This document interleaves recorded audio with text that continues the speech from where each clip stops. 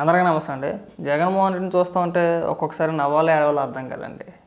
ప్రతిసారి మీడియాతో మాట్లాడుతున్నప్పుడు లేదంటే తన నాయకులతో మాట్లాడుతున్నప్పుడు ప్రతిసారి ఒక వార్నింగ్ లాంటిది ఇస్తూ ఉంటాడండి. నేను మళ్ళీ వస్తే ఎరగదీసేస్తాను, మళ్ళీ వస్తే పొడిసేస్తానని చెప్పేసి.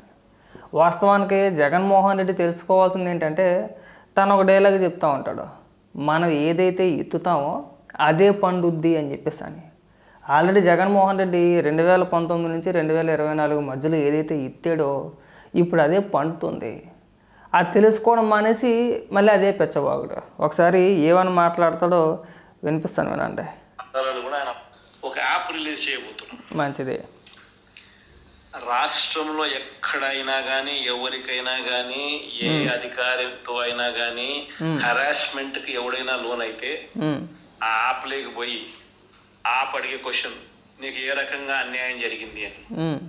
ఫలాని అధికారి నన్ను ఫలాని రకంగా ఫలాని వాడి ఇన్ఫ్లుయెన్స్లో నన్ను అన్యాయంగా నా మీద కేసు పెట్టి నన్ను చిత్రహింస పెట్టినాడు అని చెప్పి ఎవడైనా కూడా యాప్ ద్వారా ఆ అధికారి పేరు దగ్గర నుంచి ఆయనకు జరిగిన ఏ పరిస్థితుల్లో ఆయన ఏ రకంగా ఇబ్బంది పడ్డాడు అనేది ఆయన చెప్పచ్చు. ఆయన దగ్గర ఏదైనా ఆధారాలు ఉంటే ఆ ఆధారాలు కూడా ఆయన అప్లోడ్ చేసే ఫెసిలిటీ కూడా కల్పిస్తూ ఉంటాం. మంచిది. సో ఇంకో బటన్ నొక్కితే ఆయన కావాల్సిన ఆయన దగ్గర ఉన్న ఆధారాలు ఏదైనా ఉంటే ఆధారాలు కూడా ఆయన అప్లోడ్ చేయొచ్చు. ఓకే. ఆటోమేటిక్లీ ఆ కంప్లైంట్ మన డిజిటల్ లైబ్రరీలోకి వచ్చేస్తుంది. ఆ యాప్ ద్వారా మన డిజిటల్ లైబ్రరీ మన దగ్గర ఉన్న మన సర్వర్లలోకి మన డిజిటల్ లైబ్రరీలోకి వచ్చేస్తుంది. రేపొద్దున మనం ముఖ్యమంత్రి అయిన తర్వాత ఆ డిజిటల్ లైబ్రరీ మనం ఓపెన్ చేస్తాం. మంచిది. రేపొద్దున ఎవరికి రాష్ట్రంలో ఏ కార్యకర్తకైనా ఎవరికైనా కూడా ఎటువంటి అన్యాయం జరిగినా, ఏ అధికారి వల్ల అన్యాయం జరిగినా, వాళ్ళ పేరు, ఏ రకంగా అన్యాయం చేసినాడు, ఎవరి ప్రోద్బలంతో అన్యాయం చేసినాడు, ప్లస్ నెక్స్ట్ బటన్, మీ దగ్గర ఏమైనా సాక్ష్యాలు ఏమైనా ఉంటే ఏమైనా అప్లోడ్ చేయాలనుకుంటే చేయండి. వీడియోలు కానీ నీకు ఇంకా వేరే సాక్ష్యాలు కానీ ఏమైనా ఉంటే మీ దగ్గర ఉంటే మీరు చేయండి. సో అవి కూడా ఒక అవకాశం. అవన్నీ ఆటోమేటిక్లీ మన సర్వర్లలో మన డిజిటల్ లైబ్రరీలోకి వెళ్తాయి. మనం వచ్చిన తర్వాత అవి ఓపెన్ చేసి ఎవడెవడైతే మన కార్యకర్తలను అన్యాయం చేసినాడో వాళ్ళందరినీ కూడా చట్టం ముందర ఏ రకంగా నిలబెట్టాలో ఆ రకంగా నిలబెట్టించి, నువ్వు ఇలాగా రెచ్చగొట్టిన మూలనే ఇవాళ మీ కార్యకర్తలు చాలామంది కేసులు ఎదుర్కోవడానికి గల కారణం కూడా నువ్వే అన్న. మీరు రెచ్చిపోండి, మీరు రెచ్చిపోండి, మీరు రెచ్చిపోండి అంటే తల్లి చెల్లి తేడా లేకుండా అమ్మ అక్క ఆలి అనుకుంటా లకారాలతో సంబోధించుకుంటా సోషల్ మీడియాలో పోస్టులు తిట్లు ఫోటోలు మార్పింగ్ చేయడం. ఇవాళ మెజారిటీ మీ సోషల్ మీడియా పైన కేసులు పెడుతున్నారంటే వాడు పెట్టిన పోస్టులు చూస్తే వాడి కుటుంబ సభ్యులు చెప్పించి కొడతారని. ఎవరికి చూపించే అవసరం లేదన్నా. వాడు ఎవడైతే మీ కార్యకర్త అరెస్ట్ అయ్యాడని చెప్పేసి చెప్పుకోతున్నావో వాడు పెట్టిన పోస్టులు వాళ్ళ కుటుంబ సభ్యులు చూపిస్తే వాళ్ళే చెప్పించి కొడతారు. అంత నీచంగా అంత దారుణంగా ఉంటాయి. యాప్ తయారు చేస్తావా, యాప్ ఇచ్చేస్తావా? మనం రెచ్చగొట్టే ముందు ఉండాలి. ఏ నాయకుడైనా సరే ఏం చెప్తాడు, నేను గొడవలకు వెళ్ళమాకండి, గ్రౌండ్ లెవెల్లో వర్గాల కింద విడిపోయి కొట్టుకోమాకండి, రాజకీయాన్ని ప్రశాంతంగా చేసుకోండి అని చెప్పడం మానేసి మేము ఎరగదీసేస్తాం, మేము పొడిచేస్తాం, యాప్ని క్రియేట్ చేస్తే చేసేవాళ్ళే మంచిదే. కార్యకర్తను ఆదుకుంటాడు అంటే సంతోషమే. అది ఇదేదో 19 నుంచి 24 మధ్యలో కూడా ఉంటే బాగుండేదేమో మనకి. మన వాళ్ళు విచ్చలవిడిగా రెచ్చిపోతున్నారు. రేపు పొద్దున అధికారం మనం కోల్పోతే బొబ్బరికాయ చెక్కినట్టు చెక్కేస్తారని చెప్పేసి ఆ రోజు తెలియదా? ఇవాళ మెజారిటీ మీ నాయకులు ఎవడయ్యా శుద్ధపూస ఒకటి పేరు చెప్పు, అన్యాయంగా అక్రమంగా ఎలాంటి దౌర్జన్యాలు చేయకుండా ఎలాంటి అవినీతి చేయకుండా ఉత్తి పునాన్ని తీసుకెళ్ళి లోపల వేసినట్టు పేరు ఒక్కడి పేరు చెప్పు. అది చెప్పలేడు. పోనీ మీ కార్యకర్తలు ఎవడో అన్యాయంగా అరసేహారన్నావు కదా, వాడు వేసి తీసుకొచ్చి చెప్పు ఇక్కడ. అది మనం వెళ్ళలేమో ఇక్కడ. ఏదో ఊరికే కంటి తుడుపు చర్య కింద మనం ఒక మీటింగ్ లాంటిది పెట్టుకుని అక్కడ మాట్లాడేసి వెళ్ళిపోవడం తప్పితే దీనివల్ల ఒరిగేది సచ్చేది ఏమి ఉండదు. ఇంకా ముందు మాట్లాడతాడు, ఇంకా మామూలు వార్నింగ్లు ఇంకెక్కడి నుంచి సినిమా చూపించేస్తాను, తీసేస్తాను, అందరినీ కూడా సినిమా చూపించే కార్యక్రమం మాత్రం బోకలే అన్ని కూడా వడ్డీతో సహా ఏదైతే నువ్వు విత్తుతున్నామో అదే పండుతుంది. ఎక్కడో కూడా మనమేమి మనం అన్యాయం చేయడం లేదు. ఏదైతే మీరు ఇచ్చినారో అదే రేపు పొద్దున పండుతుంది. మరి ఇప్పుడు పండేది కూడా అదే అన్న.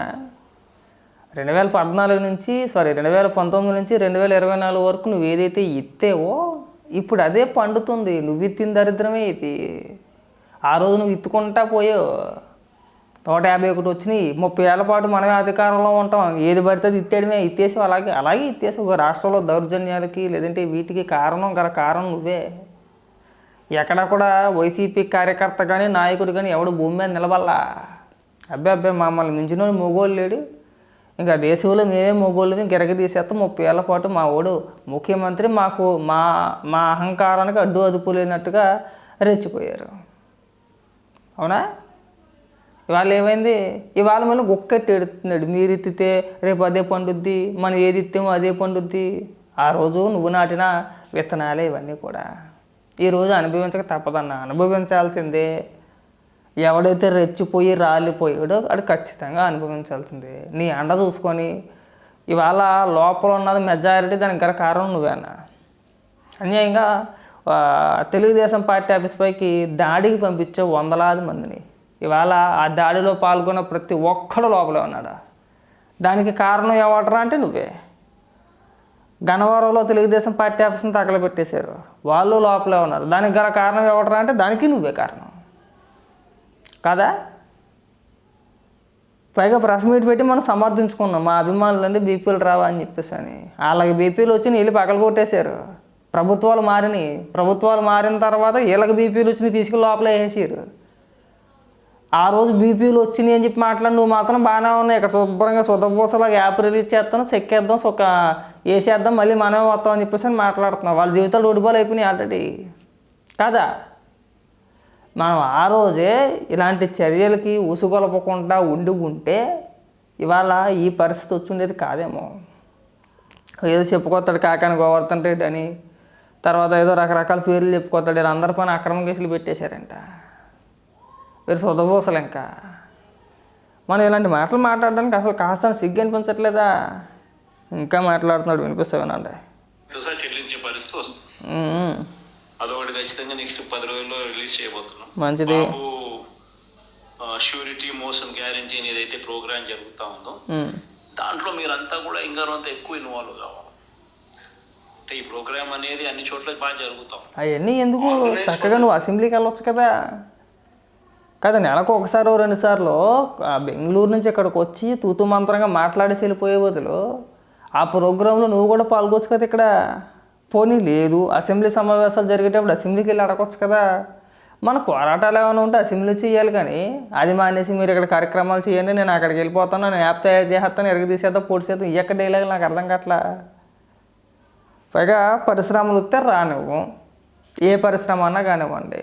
వీళ్ళ దృష్టిలో టాటా వచ్చిందనుకోండి, అది బాబు గారికి అభినామీ లాంటిది, లేదంటే బాబు గారికి వాళ్ళకి దగ్గర సంబంధాలు ఉన్నాయి, వాళ్ళు వచ్చి బాబు గారికి కమిషన్ ఇచ్చారు, అందుకే ఈయన భూములు కేటాయించాడని చెప్పిన ఒక ప్రచారం. ఇతర ఏ పెద్ద కంపెనీ వచ్చినా, ఏ పరిశ్రమ వచ్చినా, ఎవరు పెట్టుబడి పెట్టడానికి ముందుకు వచ్చినా మనం ఒకటే విష ప్రచారం. పొద్దున్న నుంచి ఆ సాక్షిలోని, ఆ వైఎస్ఆర్సీపీ పార్టీ అఫీషియల్ పేజీలోని ఆ వైసీపీ నాయకులని మరి వాళ్ళకి బుర్రను మాట్లాడుతున్నారు, బుర్ర లేకుండా మాట్లాడుతున్నారు. నాకు అర్థం కావట్లా. అది మాట్లాడితే లూలుమాలకి ఎందుకు ఇచ్చారు, ఎందుకు రావాలి మా రాష్ట్రానికి, మీరు అర్జెంటుగా వెళ్ళిపోండి. ఇక్కడ మన నాయకులు చేసే ప్రచారం అది, ఇక నువ్వు చెప్పే డైలాగులు ఇవి పూర్తిగా రాష్ట్రాన్ని సర్వనాశనం చేసేంత వరకు నువ్వు నిద్రపోయేలాగా ఏం కనబడట్లేదన్న మాకు. మరి ఏ జన్మలో చేసుకున్నా పాపమో కానీ రాజకీయ నాయకుడిగా మమ్మల్ని తినేతనం పట్టుకున్నావు. పక్క రాష్ట్రాలను చూసి కాస్త సిగ్గుపడన్నా. ఏదో డైలాగ్ చెప్పుకొచ్చాడండి, నాకు ఆశ్చర్యం వేసింది. వినిపిస్తా వినండి. జనాల్ని ముష్టోళ్ళని చూస్తున్నాడు.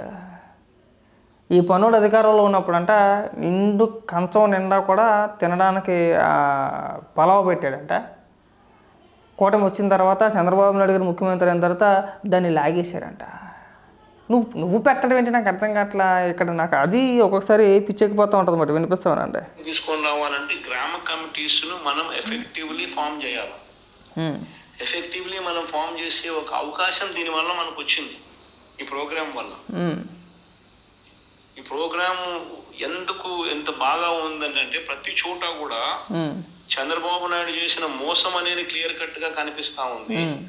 ప్లస్ మోస్ట్ ఇంపార్టెంట్ థింగ్ ఏంటంటే మనల్ని పోగొట్టుకున్నాం అనేది కూడా ఆటోమేటికలీ కార్యకర్తల్లోనూ శ్రేయోభిలాషుల్లోనూ ప్రతి గ్రామ స్థాయిలోనూ కూడా అది విపరీతంగా కనిపిస్తుంది. ఇదైతే సోలు నీకు ఎవడు అబద్ధం చెప్పుకొచ్చాడు, అప్పుడు అలాగే చెప్పుకొచ్చాను. నీకు ఎవరు చెప్పినా సరే 175కి 175 175కి 170 అది అసలే పిచ్చి డైలాగ్. అదే పెద్ద పిచ్చితనం. 175కి 175 అనేది ఒక పెద్ద పిచ్చి డైలాగ్. నీ చేత ఆ డైలాగ్ కొట్టించి నేను పిచ్చోని చేసేసారు. ఇప్పుడు మా ఆల్రెడీ ప్రజలందరూ మనం ఎందుకు కోల్పోయామని బాధపడుతున్నారని చెప్పేసి అని ఇక్కడికి వచ్చి డైలాగులు కొట్టడం. అసలు మనం ఏం సాధించామన్నా, ఏం చేసామని చెప్పుకోవడానికి ఉండాలిగా, ఒక 4-5 ఉండాలిగా.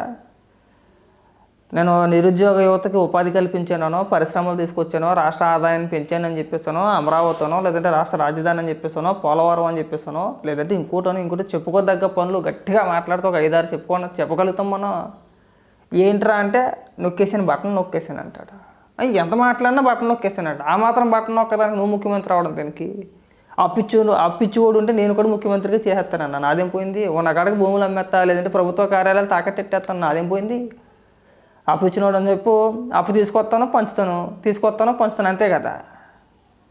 కనీసం భవిష్యత్తు తరానికి మనం ఏం చూపించాలి, వాళ్ళకు ఒక గొప్ప అవకాశాలన్నింటినీ కూడా మనం కల్పించాలి అనే ఉద్దేశం లేనే లేదు. ఎంతసేపు ఇవాళ తిన్నామా, మళ్ళీ పొద్దున్న ఎత్తి అడుగు తిన్నామా, ఇంకంతే. వాళ్ళకి అడుక్కోవడమే. ఇంకా రేపు సంగతి దేవుడు ఎరుగు, బతుకుంటే చూద్దాంలే అనే విధానం మాట మనుషులందరితో కూడా వెళ్తాయి. ఆ విధంగానే నాశనం చేసి ఇప్పుడు చెప్పుకోవచ్చా చూడండి, డైలాగ్ ఉంటుంది. ఇందా చెప్పాను కదా, ముందు వైఎస్ఆర్సీపీ ప్రభుత్వం ఉన్నప్పుడు ఇవన్నీ అందుతాన్ని క్రమం తప్పకుండా అందుతాన్న పరిస్థితి నుంచి చంద్రబాబు నాయుడు వచ్చిన తర్వాత ఆ అందుతాన్ని ప్లేట్ తీసేసినాడు. ఆయన ఇస్తానని చెప్పినవి కూడా బిర్యానీ పెడతానన్నాడు. అది మూతగా బిర్యానీ అనేది పలావ్ పోయింది. బిర్యానీ దేవుడు ఆ ప్లేట్లు పెట్టడం ఏంటో, ఆ ప్లేట్లు తీసేయడం ఏంటో, నీ డైలాగులు ఏంటో, నీ పిచ్చితనం ఏంటో మాకు ఇవాళ కూడా అర్థం కాదు. జనాల్ని సోమరపోతులను చేసి వాళ్ళకి ఉపాధి కల్పించుకుంటా సంక్షేమ పథకాల పేరుతో నేను ప్లేట్లో బిర్యానీ పెట్టి రాష్ట్ర ప్రజలందరినీ కూడా 5 ఏళ్ల కాలం పాటు నేనే పెంచి పోషించానని చెప్పుకుంటున్నాడు. నీ ఆస్తులన్నీ పెంచి పోషించేది మమ్మల్ని ఏమన్నా ఎవరికి ఇచ్చేసావయ్యా నువ్వు? ఎంతమందికి ఇచ్చేసావు? ఎంతసేపు ఇదే భోజన, నేను పలావ్ పెట్టేసాను. ఎవడికి పెట్టేసావు? ఎవడు పెట్టమన్నా నిన్ను? అసలు ఏం చేసావు? అసలు రాష్ట్రాన్ని అప్పులకప్పు చేసి వెళ్ళిపోయావు అంతేనా? ఎక్కడా లేని దిక్కుమాలతనం అంతా కూడా మన రాష్ట్రంలోనే తగలడింది. పథకాలు ఇవ్వచ్చనా తప్పనట్లా, పథకాలు పూర్తిగా తప్పు అని చెప్పి నేను అన్నాను. సంక్షేమం అభివృద్ధి రెండూ జరగాలి, రెండూ సమానంగా ఉంటేనే రాష్ట్రం ముందుకెళ్ళుద్ది. మనకి అభివృద్ధి అవసరం లేదులే, అప్పిచ్చివాడు ఉన్నాడు మనకి, రాష్ట్రంలో భూములోనే శుభ్రంగా అమ్ముకు తవ్వచ్చు, అభివృద్ధి సంగతి పక్కన పెట్టేద్దాం. సంక్షేమం పేరుతో నేను ప్రజలకు మేలు చేసాను, ఇక నన్ను ప్రజలందరూ కూడా దేవుడి కింద కొలిసేయాలనే ఉద్దేశంతో రాష్ట్రాన్ని అప్పులకప్పు చేసిపోయావు. ఇవాళ నీ పుణ్యమే రాష్ట్రానికి ఎవడన్నా వచ్చి ఏదైనా ఒక కంపెనీ పెట్టాలంటే భయపడిపోతున్నారన్న. మళ్ళీ దుర్మార్గుడు వస్తే మమ్మల్ని ఉంచుతాడో తరిమేస్తాడో తెలియదు. తర్వాత మళ్ళీ మేమే ఇబ్బందులు పడాలి. వాళ్ళ నాయకులు వచ్చి మమ్మల్ని కమిషన్ ఇమ్మంటారు. అదొక పెద్ద దరిద్రం అని చెప్పేసి అని సగం రాష్ట్రంలోకి పరిశ్రమలు రాకపోవడం గల కారణం నువ్వేనా? వాళ్ళు వచ్చి నీతులు, ఉపన్యాసాలు, ఉపదేశాలు, నిరుద్యోగుల గురించి మళ్ళీ ఎలా మాట్లాడతారా? ఇంక ఈ అప్పాబాయాకోరులు మానే అన్న జగన్ అన్న, నీకు దండం పడతాం. చిరాకేస్తుంది ఒక్కొక్కసారి.